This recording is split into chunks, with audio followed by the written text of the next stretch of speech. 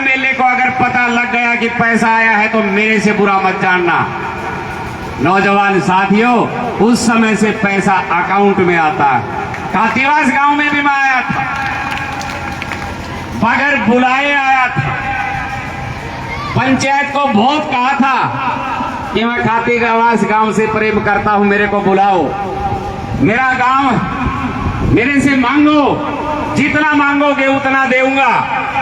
पर बगैर बुलाया आया और स्कूल में मेरे को हेडमास्टर ने बुलाया कि पीने का पानी नहीं, तुरंत बोर का पैसा मैं उसी समय दे करके गया था। जब भी मैं आया, खातीवास की सेवा में कमी बहुत रही है, पर उसमें मैं ज्यादा कसूरवार नहीं हूं, उसमें आप ज्यादा कसूरवार हो कि आपके गांव से कोई लेने के लिए गया नहीं। मैं निमंत्रण देता थक गया, पर आप नहीं आए। अब तो ऐसा चल रहा है कि सरकार का तांडव सर चढ़ करके बोलता, न कोई पार्षद की चलती है न और किसी की चलती।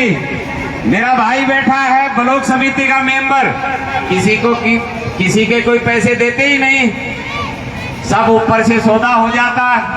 सरपंच बनाया, बेचारा घर बैठा, कहते हैं कि ग्रांट नहीं मिलेगी, 1-1.5 लाख रुपए आप लगा सकते हैं, वो भी पंचायतों में नहीं।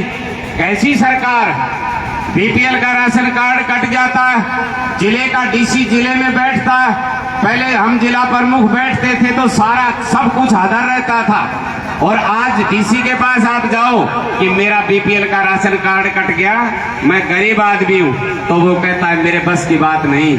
ऑनलाइन देखो, ऑनलाइन पता नहीं रामचंद्र जी से मिली हुई है या भगवान श्री कृष्ण से मिली है, किसके पास देखें ये ऑनलाइन।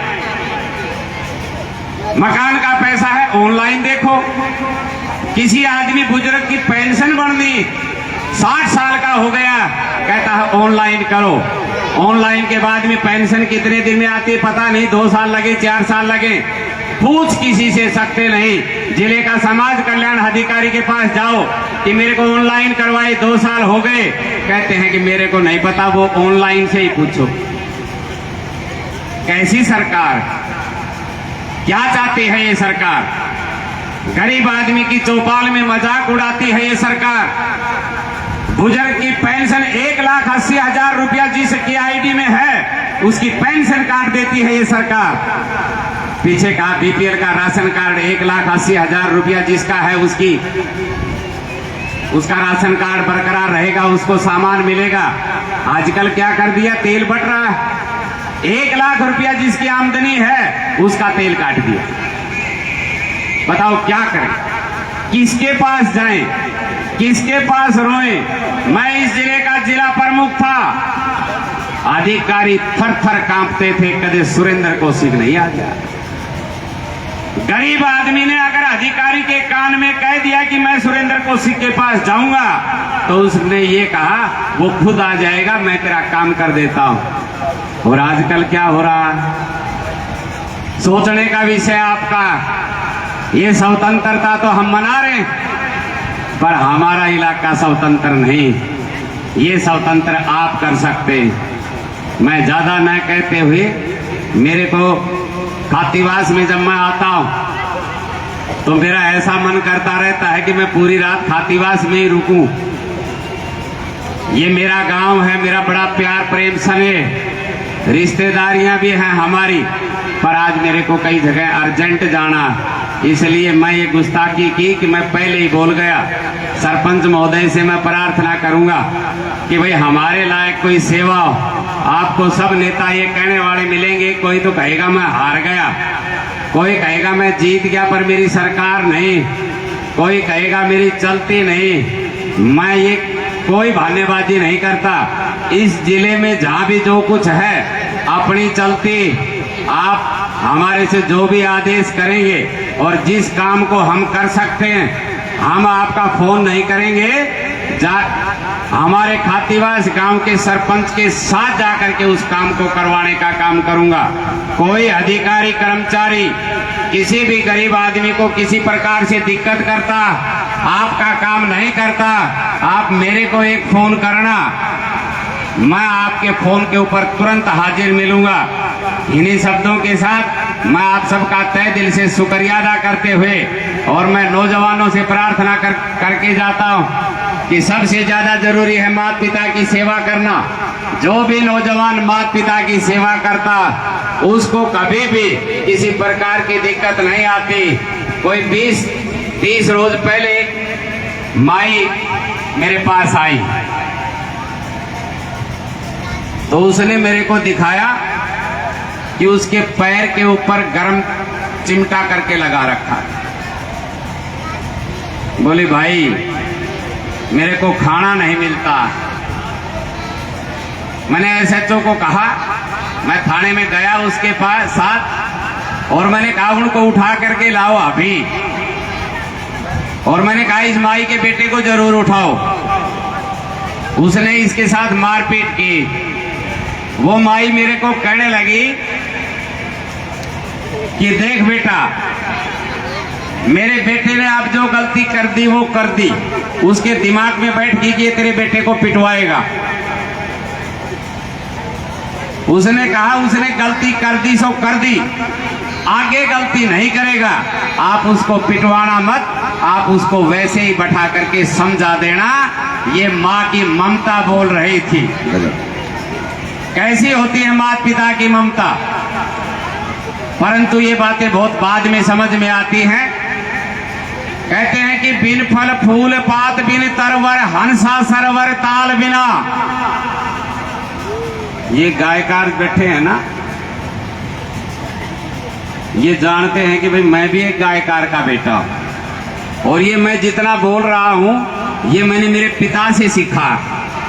मेरे पिता दोनों आंखों से अंधे थे। मैं खुद कमा करके खाता था, खुद कमा करके परिवार चलाता था, पर मेरा पिता जो मेरे को संस्कार दे करके गया वो संस्कार आज स्टेज पे बोल रहे हैं। मेरा पिता बड़ा विद्वान था परंतु आंखों से अंधा था, काम नहीं कर सकता था। गायकार और हारमोनियम का बड़ा जबरदस्त बजाने वाला था। तो मेरा पिता कहता था कि जब राजा दशरथ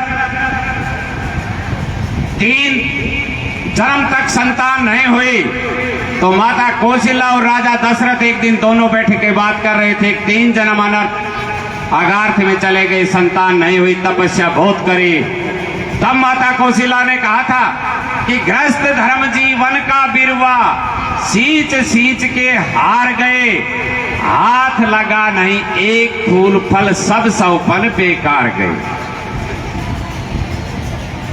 एक पुत्र प्राप्ति के लिए माँ और पिता एक पैर के ऊपर खड़े होकर के तपस्या करते हैं। अगर कोई उनको कह दे कि पूरी रात पानी में खड़ा होना है तो पानी में खड़े होकर के तपस्या करते हैं। अगर कोई उनको कह दे पूरी रात अग्नि छाती के ऊपर रखनी, पुत्र प्राप्ति के लिए पूरी रात अग्नि छाती पे रख सकते हैं। और पुत्र प्राप्त होने के बाद में अगर कोई पुत्र उनको दिक्कत करे तो बड़ी दिक्कत होती। तो माता कौशल्या ने कहा कि बिन फल फूल पात बिन तरवर हंसा सरवर ताल बिना। सूरवीर क्या करे युद्ध में तीर खड़ग और ढाल बिना। बिना पति के अबला दुखिया पूजा किसी महिपाल बिना। और बिना दान के कर खाली है गोदी सुन्नी लाल बिना। जिस आदमी ने अपनी जिंदगी में पूरी जिंदगी में अपने हाथ से दान नहीं दिया वो खाली हाथ आता है और खाली हाथ चले जाता है। आपने मेरी बात को बड़े ध्यान से सुना है। पूरे गांव ने मान सम्मान की पगड़ी मेरे सर के ऊपर बांधी। बांधने वाले की जिम्मेवारी बनती है कि वो अपनी पगड़ी की, अपने मान सम्मान की रखवाली करे। पर बंधवाने वाला आपसे वादा करके जाता कि जहां भी जाऊंगा खातीवास गांव की पगड़ी को कहीं भी नीचा नहीं होने दूंगा। जहां भी जाऊंगा खातीवास गांव की इस पगड़ी को धर्म में तब्दील करने का काम करूंगा। जहां भी जाएंगे खातीवास की पगड़ी को शिखर में लहराने का काम करेंगे। ये मैं आपके बीच में वादा करके जाता हूं। इन्हीं शब्दों के साथ सरपंच महोदय, भाई गाड़ियां बजानियां भी आ रहे हैं और भी खर्चा बर्चा लाग गए। वैसे तो गोपाल मेरा भाई बैठा है, मैं बधाई देता हूं उस माता को, बहुत बहुत प्रणाम करता हूं कि भाई मैं जब कोठी में गया नारनौल में तो मैं ये देखने लगा कि अमेरिका में बढ़ गया कि नारनौल वाली कोठी में। मैं उस माता को प्रणाम करता हूं, भाई को जन्म दिया। और रुपये की तो कोई कमी को नहीं जहां भाई बैठा है, परंतु फिर भी जहां भी जाते हैं, मंदिर में जाए जहां भी जाए तो खाली हाथ नहीं जाना चाहिए। मेरे को ये हिदायत दी गई कि आप जब भी आते हो तो कोई पैसा दे करके जाते हो, मंदिर में आए जहां भी आए तो ये हिदायत मिली थी कि आपको कोई पैसा देना नहीं, परंतु खाली हाथ आदमी को जाना नहीं चाहिए।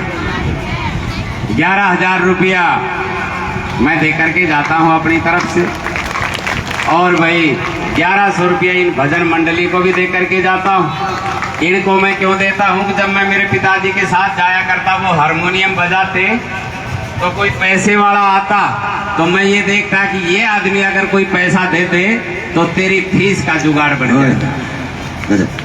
ये गायकार होते हैं, इनके पास पैसे इतने नहीं होते। जहां भगवान का गुणगान होता है वहां लक्ष्मी विराजमान नहीं होती। इसलिए मैं इनका भी बहुत बहुत आभार प्रकट करता हूं। और कौशिक जी जो मेरे सामने, ये मेरा भाई है छोटा, मेरी बड़ी सेवा में रहता, 24 घंटे मेरी सेवा करता।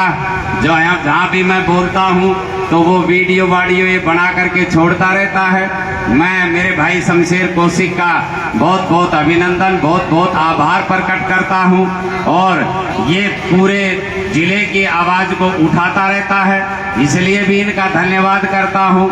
कई बार तो मैंने देखा है कि तपती गर्मी में और पानी के अंदर ये अंदर खड़ा मिलता, तो ये भी एक बहुत बड़ी बात होती है। मैं इनका इसलिए भी धन्यवाद करता हूं।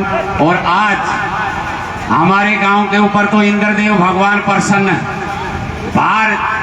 बारिश नहीं हुई, परंतु खातीवास के इस चबूतरे के ऊपर बारिश जरूर हुई है। इसका मतलब आज भगवान यहाँ भी साक्षात विराजमान, आज तो सब कुछ यहाँ विराजमान है। इन्हीं शब्दों के साथ आप सबका बहुत बहुत धन्यवाद। जय हिंद, जय भारत। बहुत जोरदार तालियां।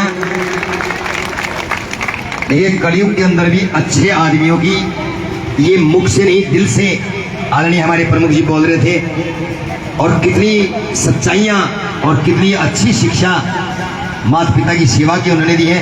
हम आपका बहुत हार्दिक अभिनंदन। हमारे आदरणीय सरपंच साहब मुकेश जी। हेलो। वैसे तो कौशिक साहब बार बार हमारे गांव में आते हैं, हर बार कुछ न कुछ दे के जाते हैं। कौशिक साहब हमारी पंचायत बहुत सबसे 65 गांव में सबसे गरीब पंचायत है। हमें पीछे कुछ भी पैसा नहीं मिला, हालांकि ये पैसा आप दे रहे हो 11,000, ये हमारे सर मापते में, लेकिन ये थोड़ी सी कमी रह गई। हमारा प्रोग्राम थोड़ा ज़्यादा है, आप थोड़ी सी और मदद बढ़ाओ।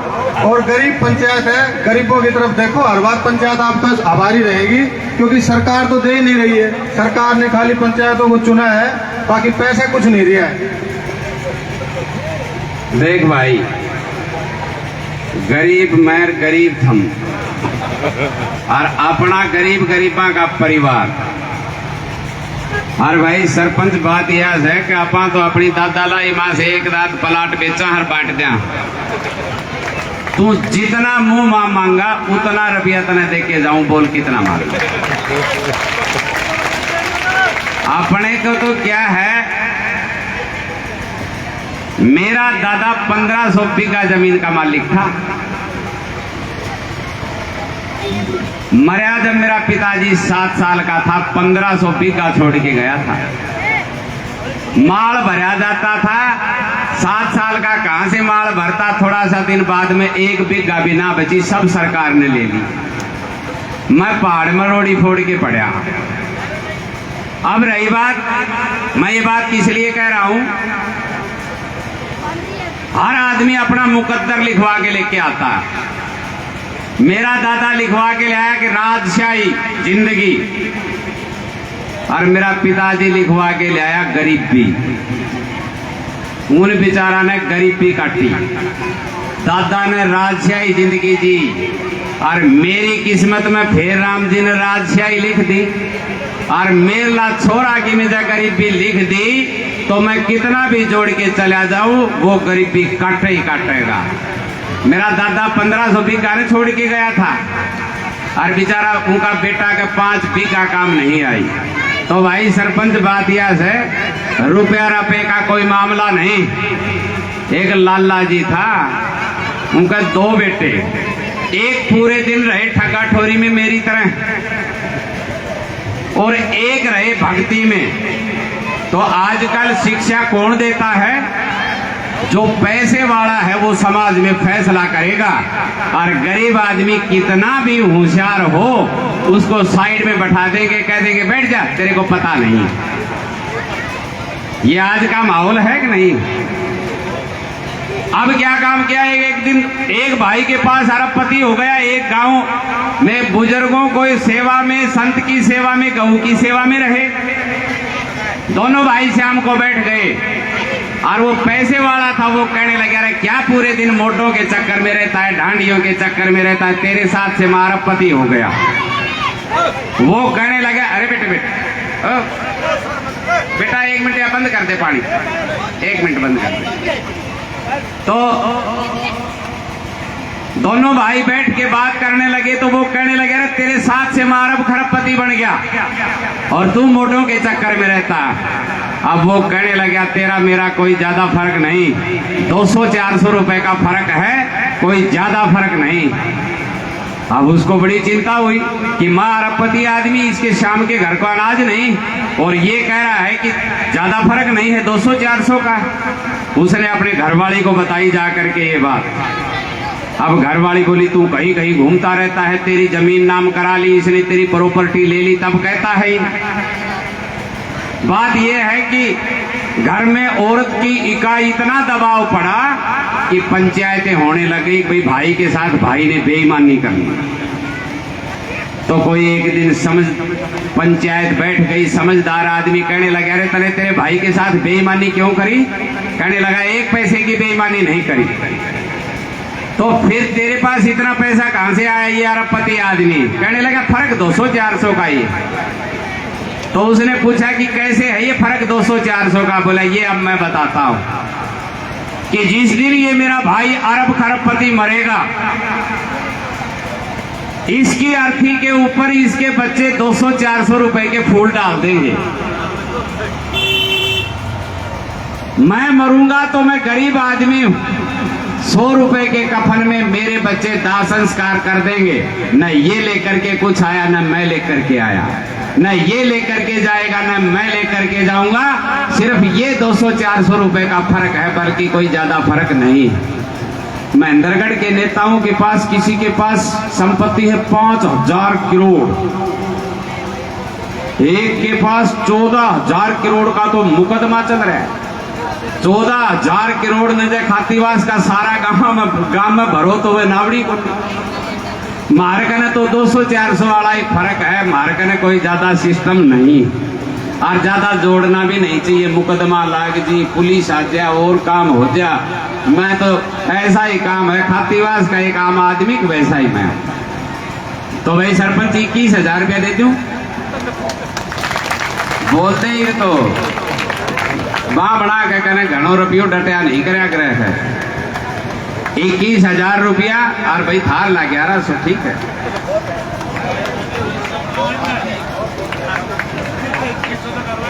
हेलो हेलो, हाँ जी, हाँ नु कह रहे जी।